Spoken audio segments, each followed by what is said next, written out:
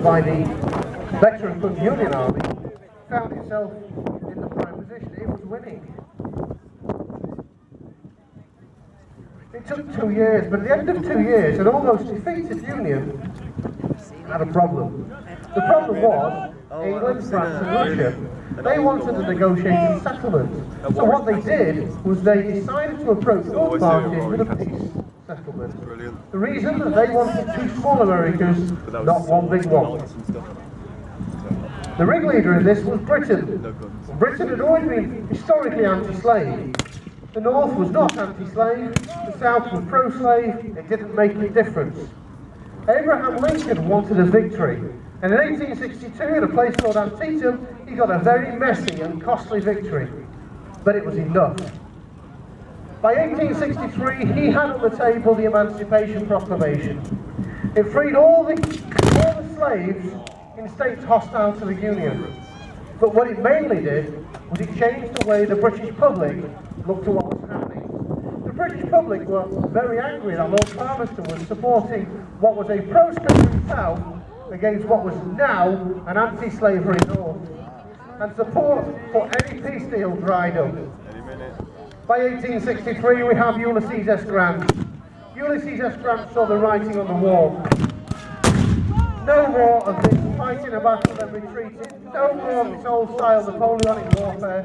What we're going to do now is we are going to fight a battle every day. We are going to advance after we fight the battle, and we are going to keep doing it. We are going to take horrendous losses, and so is he. And we're going to keep doing it till they run out of men. They had 4,000 men, 4 million men, a population of 4 million. And don't forget, some of that has to be left at home to look after the slaves. These guys have a population of 21 million. They can keep recruiting and keep recruiting.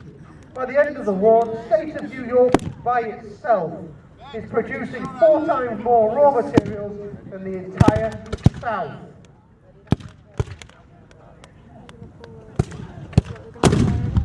So by the end, the Union Army simply does it by the numbers. So let's tell you a little bit about some of the weapons and the equipment that we've got on the field today.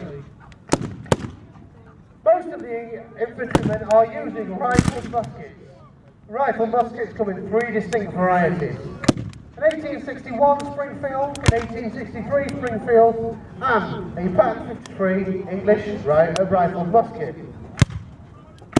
700,000 of each of the Springfields, 900,000 of the Enfields, which actually means the most common single model weapon of the American Civil War was an English-made rifle musket. Yeah, that was, I think that's quite realistic as well. They all use a similar caliber ammunition. The Enfields use a 5.77, the Springfields use a 58. And because the ammunitions are so close and they're muzzle loaded and they use the mini balls, all the ammunitions are actually interchangeable.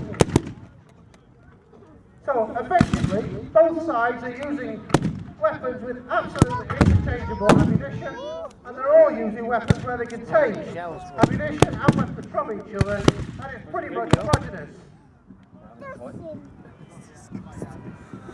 But the problem of ammunition supply is not an easy one. Gunpowder generally comes from abroad, and you need industry to make bullets. For every bullet the South could make by the end of the war, the North is making over 300. For every cannon that the South is making at the end of the war, the Union is making over 20. Not just that, but the South cannot move the cannons once it's made them to the battlefront. The North has all the railroads, and by the end, these guys over here are pretty much able to take a railroad with the army where they go to supply it. This shows in the uniforms. If you look at the northern soldiers, they all wear sky blue pants. They all wear a blue jacket of some sort, and all of their clothes are made of a good grade wool.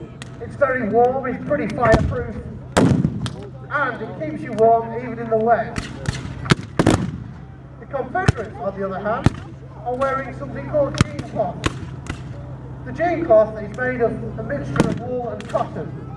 Now, At the beginning of the war, the only other uniform available was the grey cadet uniform. So the Confederates used the grey cadet uniform. But there was a problem. The Union cadets were still dressed in the grey cadet uniform as well, and it caused a great deal of confusion. So what they said was, we'll make our own uniform. When they made their own uniform, they made it a dark brown with jean cloth. But all the dyes were homemade, and it faded to this wonderful assortment of colours which are now known as butternuts. Now we see that the artillery have their own private jewellery. This would have happened in the American Civil War battle because the artillery would have been firing at the opposing artillery. That's its job to destroy that. It fires 3 different types of ammunition. A solid shell, which is chosen for this type of battle, which is used for punching through ships and defences and the like. It fires something called shell, which is, if you like, a hollow ball with a fuse in one end, which is ignited by the firing of the weapon.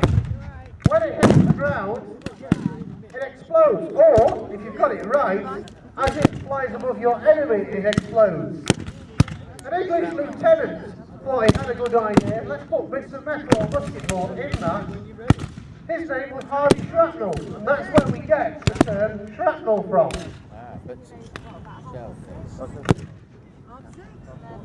But the cannon can also fire something called canister, which is essentially a tin full of musket balls. So it can be fired into a 4-inch bore shotgun in self-defence if need be.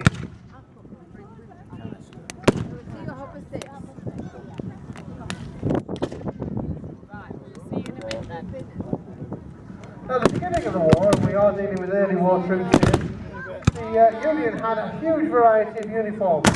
We can see in our Union regiment, some of them have these big black top hats, these big black hardy hats, and these long frock coats like regular troops. Some of them, like myself, have state militia jackets on. And while they're all fairly uniform, these coats, at the beginning of the war, were a source of pride for the unit. As the war went on, though, what happened was, the soldiers were issued with something called a 4-button sack coat. It's a simple donkey jacket, blue wool, with 4 buttons on the front. It's, if you like, the fatigue jacket, the fighting jacket. Sorry, the fatigue jacket, the jacket for doing fatigues in, for cutting wood in, for doing your duties in. But the soldiers found it was a very, very, very comfortable coat to be wearing. It was an incredibly comfortable coat to be wearing, and they started fighting in them, which gives us the impression that by the end of the war, all of our soldiers were pretty much dressed in these sack coats and wearing the forage cap, which isn't too far incorrect. The Union soldier was pretty lucky. He could expect to have a new uniform every 6 months, sorry. He could expect to have new shoes every 6 months. He could expect to have ammunition before a battle, and he could be expected to be provided with food and water. And he kept paid. The Southern soldier was not anywhere near so lucky. Shoes became a premium, and that's course of them with the Union dead. Uniforms were after when you put them, and a lot of civilian clothes were used. In fact, you'll see some of the Confederates are wearing the sky blue pants of the Union troops, which were a prized item. And if that wasn't bad enough, you notice that nearest the commentary box here, we have some Union troops in green. These are the sharpshooters. These guys were equipped with the latest, most best technology rifle, the Sharp rifle. It's a breech-loaded rifle, so it's not a muzzle loading like the rest. It can fire 7 times a minute, and even better, it's accurate to an incredible range. Now, we are fighting today's battle at an incredibly compressed range. The ranges that this battle would actually be fought at are between 6 to 10 times the distances that we're actually at, but we cannot actually put the whole battle in that because we don't have that field and you wouldn't be able to see it.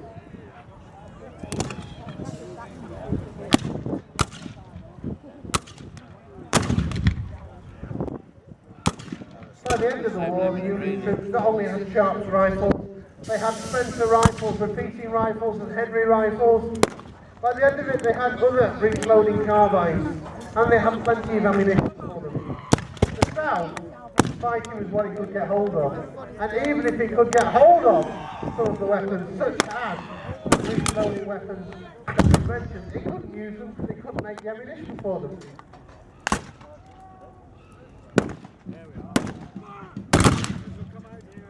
The control of the battlefield is, to the Confederacy, very important. Those Union bodies have on them ammunition, they have food. The Union bodies had other things such as rubberized blankets to keep us dry, new shoes, tin food. For goodness sake, by the end of the war, the Union soldier pretty much had it the same way that a modern soldier had. By the end of the war, the Confederates simply ran out of men. The last Confederate defeat at Appomattox, the time that Lee had retreated from one army, he found he had two others closing in from other sides. Such was the disparity. But it's a slightly worse picture